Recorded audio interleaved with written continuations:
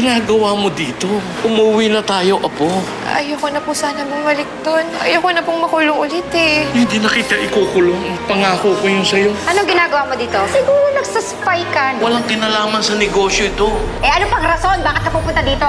Bawal ka dito. Umalis ka na. Eh, nakaharap mo na pala. Bakit hindi mo pa inuwi? Ang dami-daming tao doon. Ayaw ko naman mag-iskandalo. Tama ang hinala ko.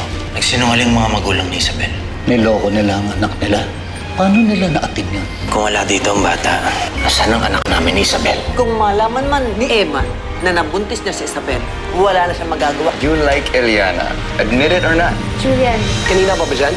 Patay, narinig yata tayo. Walang bang kayang puntod ng anak natin. Eh, maninasin ka, hindi ako naniniwala sa'yo. Kaya kong patunayan sa'yo na hindi ako nagsisinungaling. Bakit nila ako niloko? Wala silang karapatan na pagkait ang sarili kong anak ko sa akin. Tsaka si Basti, tanggap niya. Inako niya yung anak natin, Emma. Hindi kaya kasama si Basti. Isabel, asan ka? Umalis lang ako sandali. Lumabas ka na, hindi mo dala yung sasakyan. Magkasama kayo ni Eman. Isabel! May nadiscover si Emma. Ayan, tignan mo. Bakit mo binuksan ang libingan ng anak ko? Baka ang ibig mo sabihin, anak ko.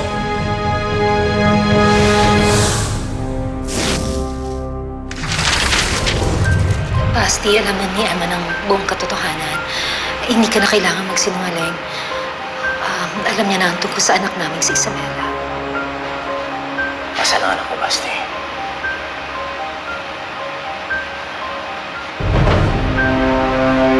Sabi mo nga sa akin. Bakit walang laman yung kabaong na yan? Kasabot ka ba sa panloloko ito? Wala akong alam. Wala akong alam. Nasaan ang anak ko, Basti?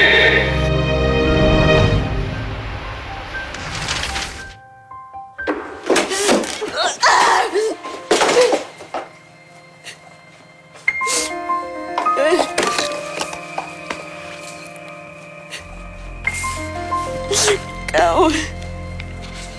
Kasalanan mo lahat. Kasalanan mo lahat. Kasalanan mo lahat!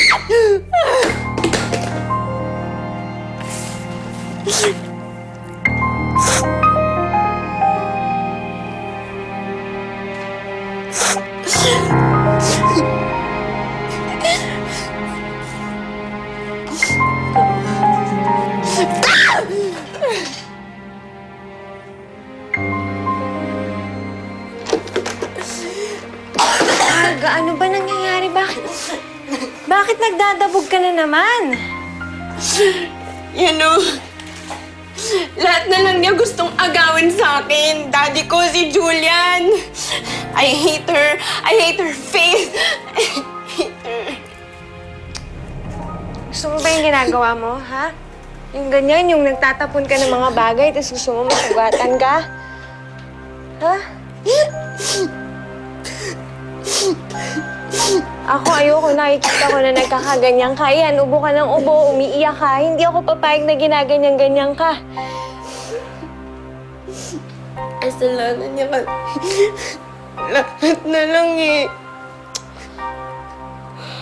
Akong bahala sa'yo. Kita mo ko. Mahal kita. Akong gaganti para sa'yo.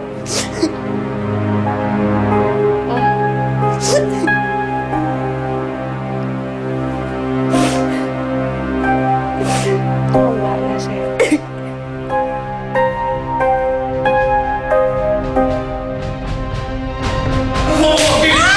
Basti, tama na! Basti! Emang, tama na! Tama na! Basti, tama na! Tama na! Susunod, mag-ingat ka sa pananalita mo. Hindi ka, Isabel.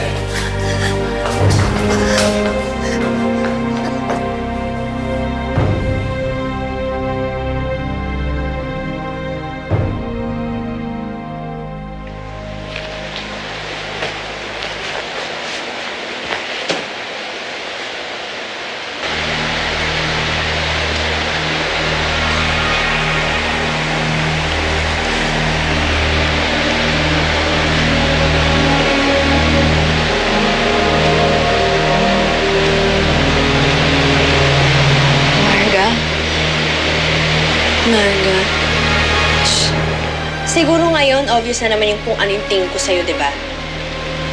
Basura ka. Isa kang kapirasong basura na kahit anong gawin ko, pilit pa rin bumabalik. Alam ko naman na malaki ang galit mo sa akin eh. Oo talaga, buti alam mo. And to be honest, I have every right to be mad at you. Kaya yan, yung paawa effect ng face mo yan. Huwag mong ginagamit sa akin yan. Hindi gagana. Kabisado na kita, Eliana. Yung mukha mo, yan lang yung maamo sa'yo eh. Pero yung personality mo, yung pagkatao mo, bulok. Isa kang dakilang mga aagaw. Marga, ibabalik ko sa'yo pagiging serpentina girl. Bibitaw na ako sa pagiging endorser. O mabuti naman, may iniisip ang gawing tama. Pero kung iniisip mo mapapaamo mo ako sa gagawin mo, nagkakamali ka. Una sa lahat, dapat dati mo pag ginawa yun eh. Tsaka pangalawa, hindi ako basta-basta naniniwala sa mga sinungaling katulad mo. Tunayan mo muna. Gawin mo. Tsaka tayo mag-usap. Oo, Marga. Gagawin ko. Ito pa naman yan, kakasabi lang eh. Gawin mo! Huwag ka puro salita.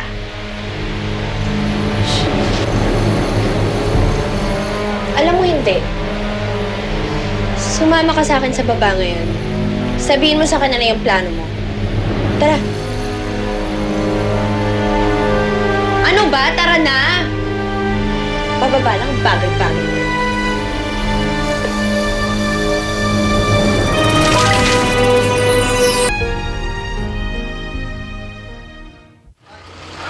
Di ba sinabi ko naman sa'yo, huwag ka na sumama doon sa lalaking yun? Kung hindi ako sumama at nagtiwala kay Eman, di hindi ko malalaman. Nahangin lang pala ang iniiyakan ko sa puntod na yon. Basti, ilang taon ako nagmukhang tanga. Ha? May alam ka ba dito? Nasaan ang anak ko? At saka bakit ako niloko ni na mama? Wala akong alam. Ngayon ko lang nakitang wala laman yung puntod. Tanga si Eman. Basti, nandun ka ng libing. Bakit hindi mo alam? Maski nung lamay, nandun ka. Isabel, nagbabantay ako sa'yo noon.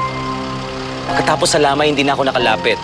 At nung inilibing nila, marami akong ginagawa kaya hindi na ako nakapunta. Wala talaga akong alam, Isabel. Gusto ko na umuwi, Basti. Gusto ko makausap si Mama at si Papa.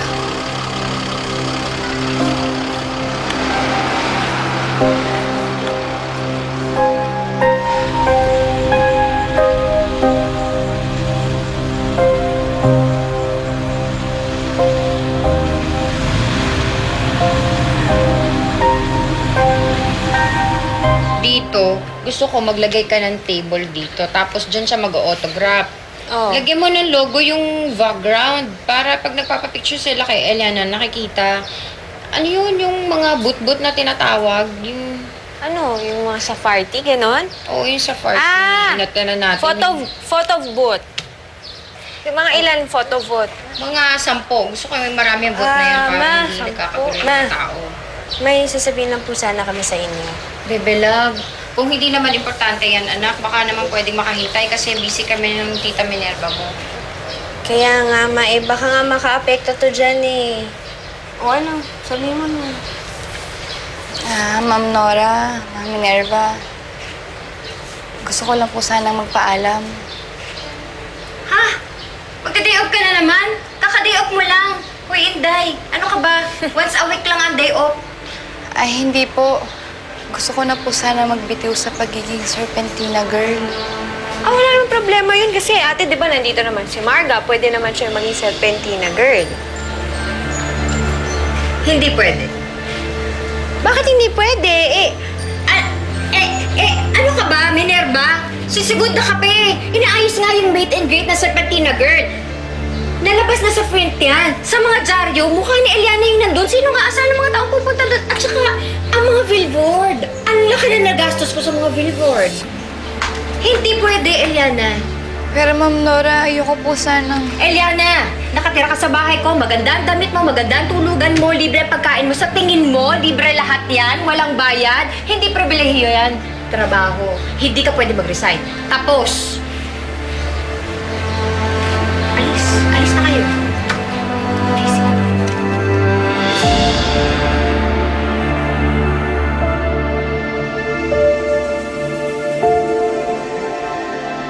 Nasaan sina mama at papa? Nandun po sa terrace. Isabel, ako nakakausap sa kanila. Masyado pang mainit ang ulo mo. Papa! Mama! Anong problema, anak? May nangyari ba? Kayo magsabi sa akin kung anong nangyari pa. Anong ginawa niyo sa anak ko? Ha? Bakit wala siya sa puntod niya? Basti, ano bang yan nangyayari dito sa asawa mo? Ma, ako nagtatanong sa inyo. Bakit hindi ako ang sagutin ninyo? Wala si Isabela sa kabaong niya. Ha? Ano nangyari? Saan niyo dinala si Isabela?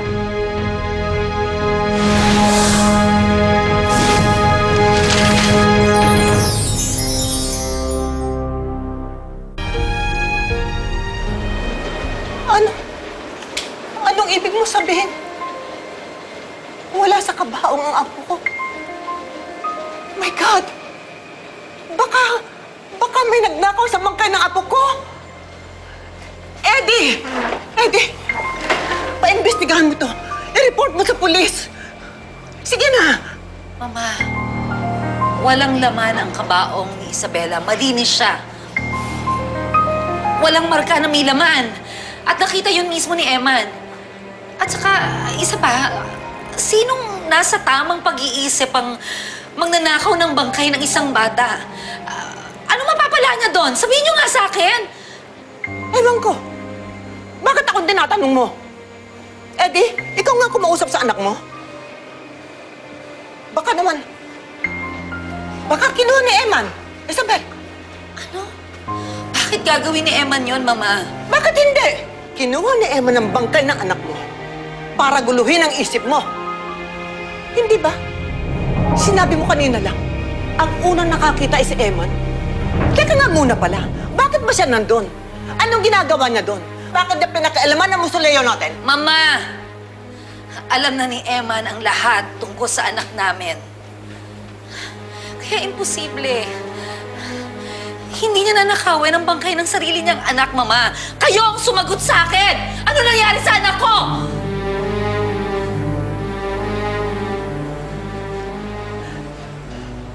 Anak. Anak, wala talaga kaming alam. Wala. Anak mo ang batang yun. Apo namin. Bakit naman namin itatago siya sa'yo? At ano naman ang magiging dahilan namin?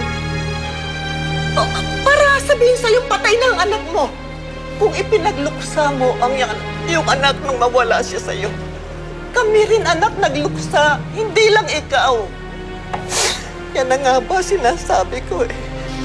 Nakita mo na ang ginagawa sa'yo ng Eman na yan. Pati kaming mga magulang mo.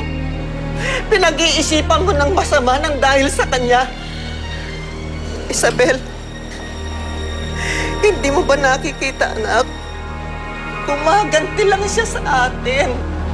Nakita mo naman siguro kinakalaban niya tayo. Gusto niyang pabagsakin ang negosyo natin. Hindi ba? At ngayon, pati tayo, pilit niya tayong pinagwawatak-watak.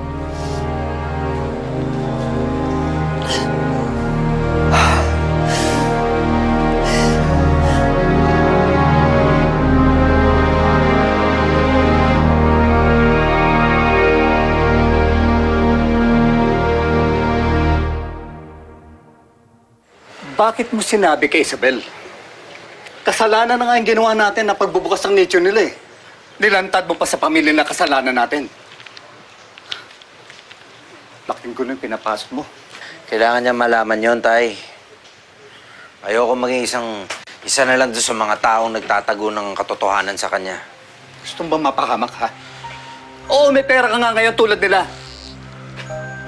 Pero hindi mo alam ang laro nila.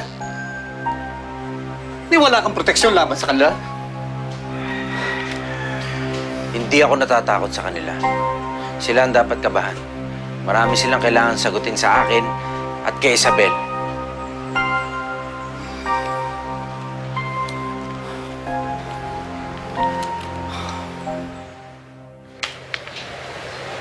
Oh, ano pang tinatayo-tayo mo dyan? Umakit ka na. Mag-beauty sleep ka na. Kasi ang hirap mong pagandahin. Buti sana kung katulad ka namin na natural ang beauty. Di ba? Para mamaya maganda ka. Sige na.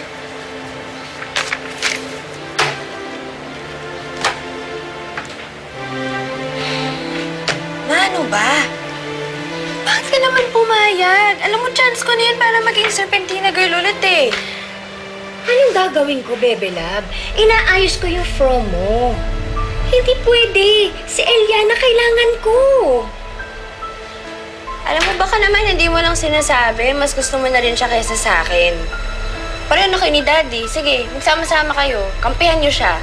Ay, nako. Huwag mong sabihin na pati ako pinagdududahan mo dyan sa lagay na yan, ha? Sa tingin mo, gusto ko yung babaeng yun? Hindi ko na makadugo yun, eh. Siyempre, ikaw yung gusto ko, pero wala akong magagawa, anak. Yung tatay mo lang naman ang aliw na aliw dyan, eh. Iniisip ko lang kasi yung negosyo. Kaya, Marga, pwede ba, ha? Maraming aasikasuhin ang mami, ha? Ha? Huwag makulit, ha? I love you. Sige. Alis muna ako. Ang dami kong tatawagan. Doon na ako sa opisina ko. Hindi niyo ako kulitin.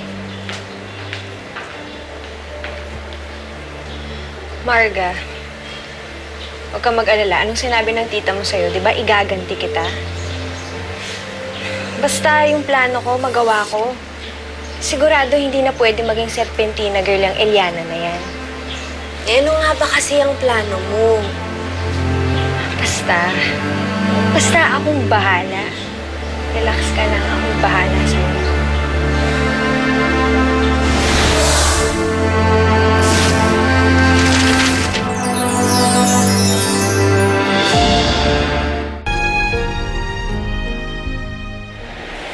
Kausapin ko kaya ulit si Ma'am Nora.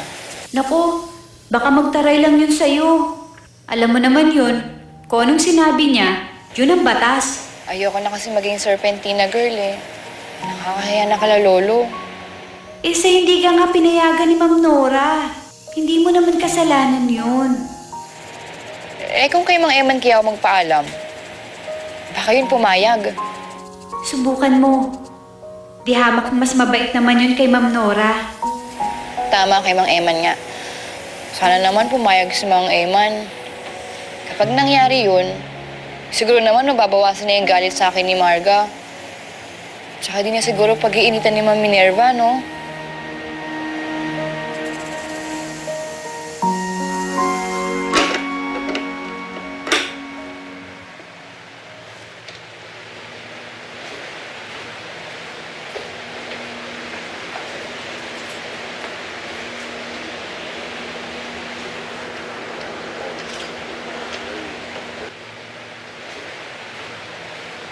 Kaibigan, kumusta na?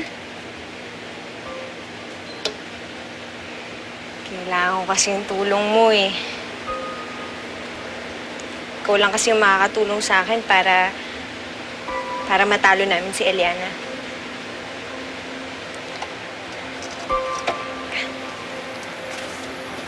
Ka.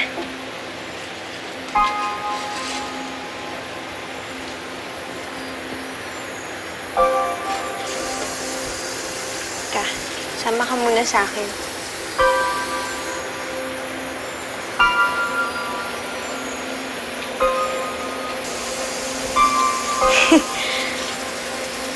Kaya mo naman yung sinasabi ko sa'yo, di ba? Kaibigan naman tayo eh. Kasi alam mo, sa totoo lang, alam ko naman yun eh, na dahil sa'yo kaya lagi akong siniswerte. Tsaka, ikaw talaga yung paraan para matalo namin si Eliana.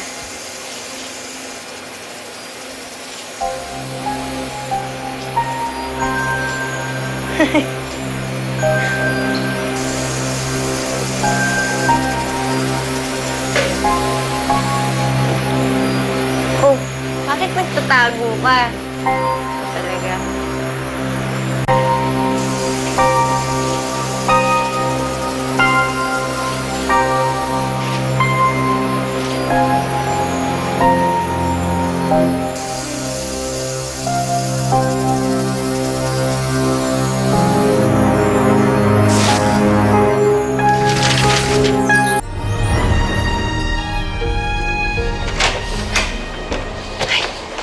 Ginabi na po kayo, Mang Eman. Kumain na po ba kayo? Sige, okay lang ako.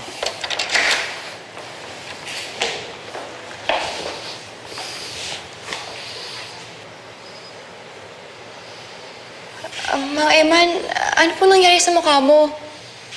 Ito? Wala to. Maintindihan to. Ay, kukuha lang po akong yelo, ah. Hindi na. Kaya mo, okay lang ako. Eh, baka po kasi lalong mamaga, eh. Hindi yan. Layo sa bituka yan, eh. Swerte sana ang mga magulang mo sa'yo. Napakabait mo na. Mahalagain ka pa. Kaso wala po akong mga magulang, eh. Ba't kaya ganon? May mga magulang nawawalan ng anak. May mga anak nawawalan ng magulang. Siguro kung nandito yung isa kong anak, may nawawala. Siguro mga kasing edad mo na siya. Mang Eman, may iba pa po kayong anak bukod kay Marga? Mahirap ipaliwanag. Ikaw ba, yung mga magulang mo, hindi mo talaga nakita? Hindi mo sila nakasama? Alam mo ba kung nasaan sila? Wala po akong ideya, eh. Sabi po kasi sa akin ni Lolo. Meron kang lolo? Opo, Mang Eman. Pasensya na po kung di ko agad nasabi sa inyo, ah. Pero, yun po yung sana yung gusto kong sabihin sa inyo, eh. Kasi po... Aliana? Oh! Dito ka na pala. Kumain ka na ba? Gusto mo ng food? Paghanda kita? Saan ka ba kasi galing? Nawala ka sa opening kanina. Ano yan? Ano nangyari? Napaaway ka ba? Ito hindi. May konting aksidente lang sa snake farm. Pero wala to. Maintindihan to. Halika na, gagamatin kita. Akit na tayo. Sige. Bakit? Hindi naman. Halika na.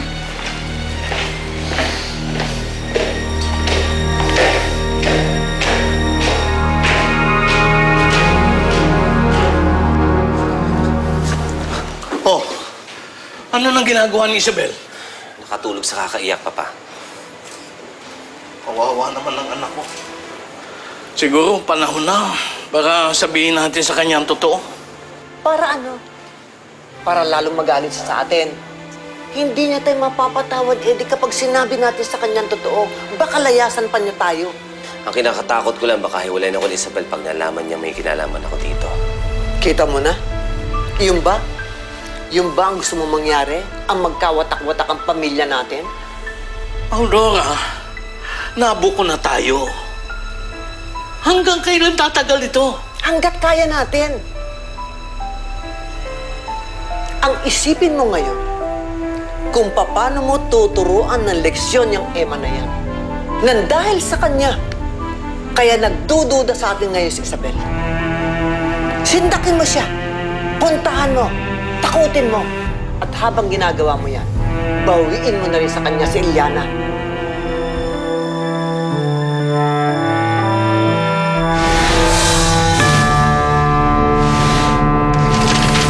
Pagpipilitan mo na naman yung pagre-resign mo?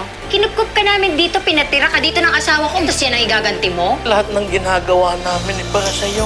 Parang awa na pa akong buhay si Isabela. Sabihin niyo sa akin. Dalhin niyo ako sa anak ko. Alam mo na kung anong gagawin mo? Sabihin na lang natin na merong isang baliw na fan si Eliana. Ano? Mabuti na nga lang siguro kung namatay na lang talaga yung anak ni Isabel. Kaya anak ko. Ang lakas-lakas talaga nito si Eliana sa tao. Ayos na ayos sa negosyo.